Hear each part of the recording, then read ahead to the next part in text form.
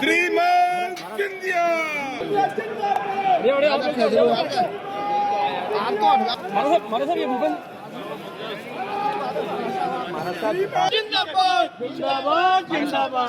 मनसा भी रह गया।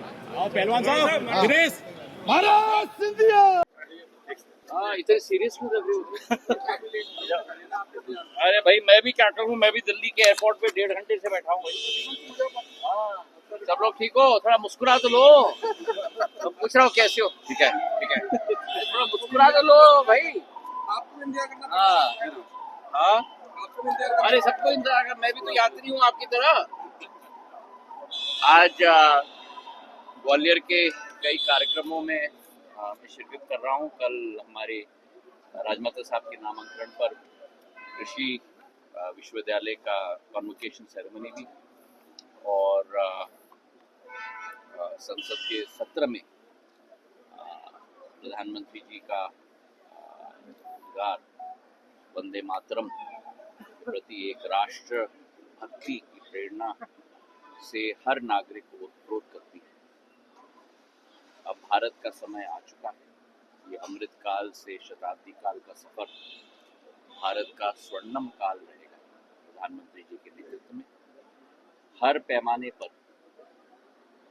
भारत प्रधानमंत्री जी के नेतृत्व में नए कीर्तिमान स्थापित कर रहा है। स्पोर्ट्स से लेकर स्पेस तक, ग्वालियर से लेके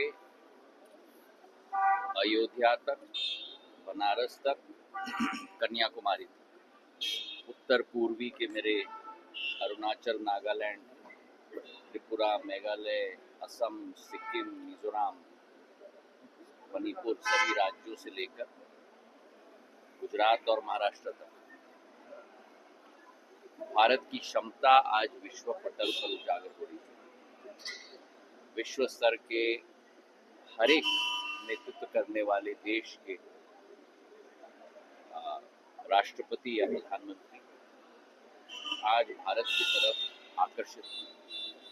निवेश की नई संभावनाएं उठ रही हैं। और आज उस तारतम्य में ही जहाँ एक तरफ प्रधानमंत्री जी राष्ट्र का नेतृत्व कर रहे हैं, हमारे प्रदेश में मोहन यादव जी की सरकार, भारतीय जनता पार्टी की सरकार एक नई कीर्तिमान मध्य प्रदेश में भी स्थापित कर रही है। आज ग्वालियर के विकास योजनाओं का भी समस्त पूरा एक प्रेजेंटेशन और कितनी प्रगति हुई है पिछले मीटिंग से, उस पर भी एक एक बिंदु पर हम लोग चर्चा करेंगे। आने वाले समय में नई नई योजना ग्वालियर के लिए भी जो स्वीकृत प्रधानमंत्री जी के द्वारा की गई है, उनको तीव्र गति से हम लोग आगे बढ़ेंगे। बहुत बहुत धन्यवाद। कमलनाथ जी को आप याद आए हैं? जी हाँ, B6G alliance, Bharat 6G alliance एक नई टेक्नोलॉजी के बारे में विश्व स्तर पर मंथन हो रहा है।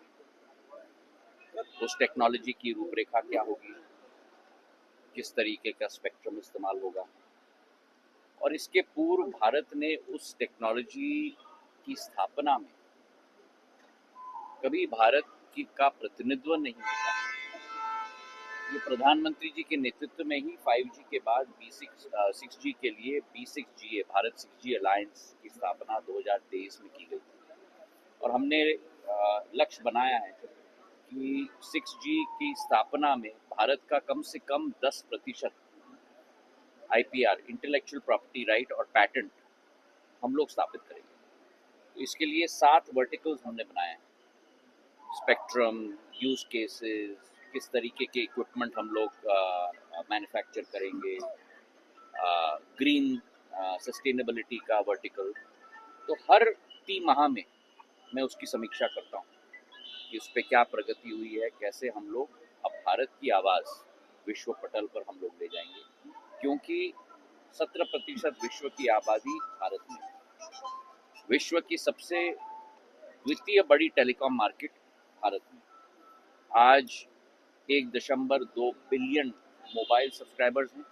1 बिलियन मतलब 100 करोड़ हमारे इंटरनेट के सब्सक्राइबर्स। सबसे किफ़ायती सस्ती वॉइस और ब्रॉडबैंड कनेक्टिविटी अगर किसी देश में है तो वो भारत में है। तो भारत की आवाज़ आज विश्व पटल पे गूंजनी चाहिए और अंतर्राष्ट्रीय मॉडल भारत में स्थापित हो।